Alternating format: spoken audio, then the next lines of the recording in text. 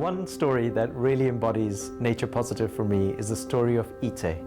Ite is a wetland, Peru's largest wetland, and one of the most important ecosystems in all of Latin America.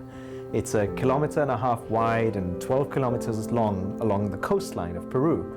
And when you go there today, it is an oasis of biodiversity.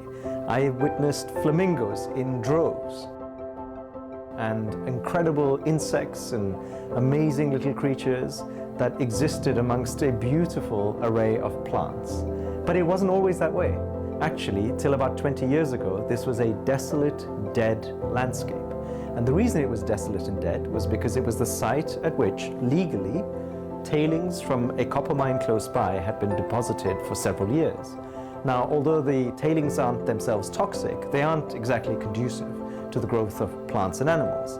And over the course of the last 2 decades, the company now operating the mine, Southern Copper, has invested significant time, money, energy, and resources into converting what was this barren landscape into this absolute thriving ecosystem.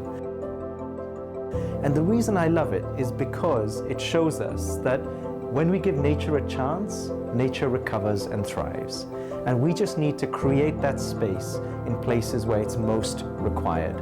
So as we look future in how we avoid the most significant impacts on nature, we can also take inspiration from places like Ite for the work that we can do to support nature to thrive even from a difficult past.